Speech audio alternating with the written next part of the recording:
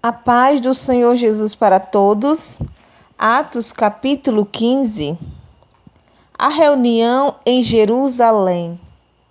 Alguns homens foram da região da Judéia para a cidade de Antioquia e começaram a ensinar os irmãos que eles não poderiam ser salvos se não fossem circuncidados, como manda a lei de Moisés. Paulo e Barnabé não concordaram e tiveram uma discussão muito forte com eles a respeito disso. Aí foi resolvido que Paulo e Barnabé e mais alguns irmãos fossem para Jerusalém, a fim de estudar este assunto com os apóstolos e os presbíteros da igreja. Então, a igreja de Antioquia mandou que eles fossem. Eles passaram pela região da Fenícia e da Samaria, contando como os não-judeus estavam se convertendo a Deus. E todos os irmãos ficaram muito alegres com essa notícia. Quando chegaram a Jerusalém, foram recebidos pela igreja, pelos apóstolos e pelos presbíteros e lhe contaram tudo o que Deus havia feito por meio deles.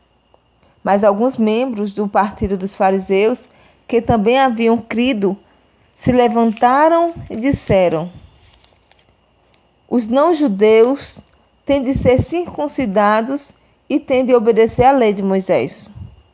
Então, os apóstolos e os presbíteros se reuniram para estudar o assunto. Depois de muita discussão, Pedro se levantou e disse: meus irmãos, vocês sabem que há muito tempo Deus me escolheu entre vocês para anunciar o evangelho aos não-judeus, a fim de que eles pudessem ouvir e crer. E Deus, que conhece o coração de todos, mostrou que aceita os não-judeus, pois deu o Espírito Santo também a eles, assim como tinha dado a nós.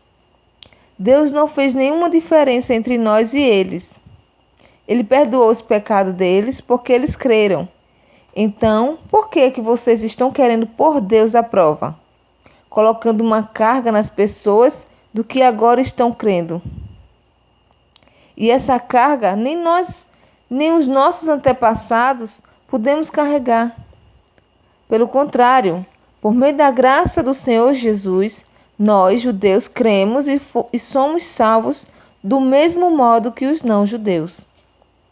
Então, todos os que estavam ali ficaram calados e escutaram Barnabé e Paulo contarem todos os milagres e maravilhas que Deus tinha feito por meio deles entre os não-judeus. Quando eles terminaram de falar, Tiago disse: meus irmãos, escutem. Simão acabou de explicar como Deus primeiro mostrou o seu cuidado pelos não-judeus, escolhendo do meio deles um povo que seria dele.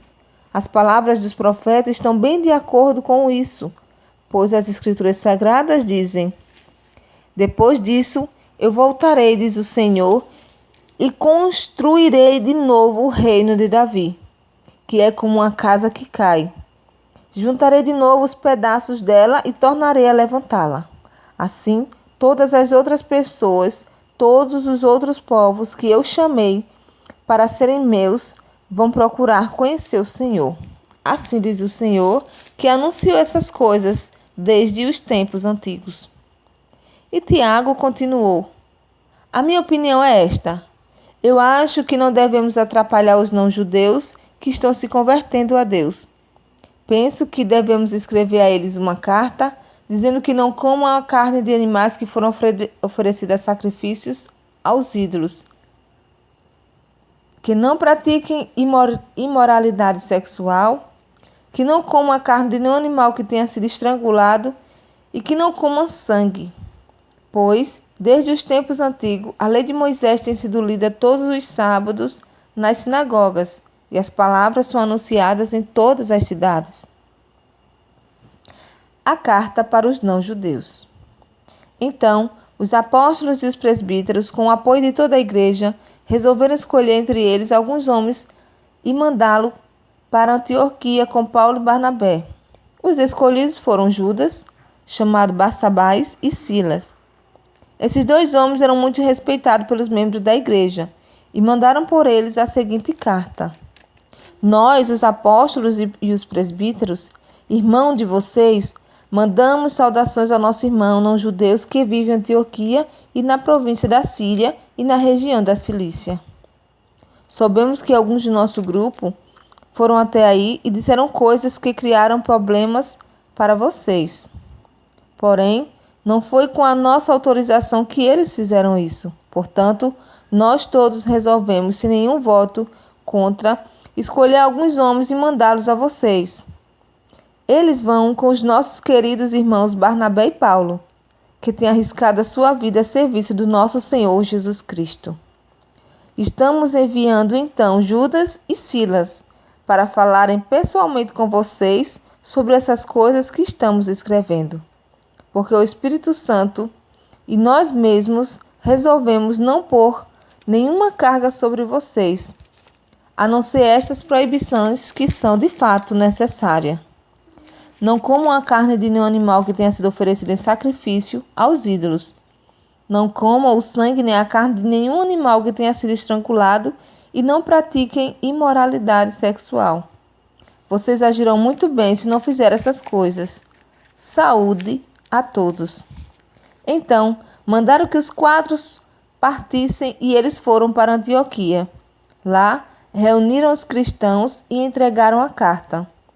Quando estes a leram, ficaram muito alegres com as palavras de ânimo que havia nela. Judas e Silas, que eram profetas, falaram muito com os irmãos, dando-lhes assim ânimo e força. Eles passaram algum tempo ali e depois os irmãos, fazendo votos e boa viagem, os mandaram de volta para aqueles que o tinham enviado. Porém, Silas achou melhor ficar ali. Mas Paulo e Barnabé ficaram algum tempo em Antioquia. Eles e muitos outros cristãos ensinavam e anunciavam a palavra do Senhor. A segunda viagem de Paulo, missionária de Paulo. Paulo e Barnabé se separam. Algum tempo depois, Paulo disse a Barnabé: Vamos voltar e visitar os irmãos em todas as cidades onde já anunciamos a palavra do Senhor. Vamos ver se eles estão bem. Barnabé queria levar João Marcos, porém Paulo não queria, pois Marcos não tinha ficado com eles até o fim da primeira viagem missionária, mas o havia deixado na província da Panfília. Por isso, eles tiveram uma discussão tão forte que se separaram. Barnabé levou João Marcos consigo e embarcou para a ilha de Chipre, enquanto que Paulo escolheu Silas e seguiu viagem, depois que os irmãos os entregaram aos cuidados do Senhor. E Paulo atravessou a província da Síria e a região da Cilícia, dando força às igrejas.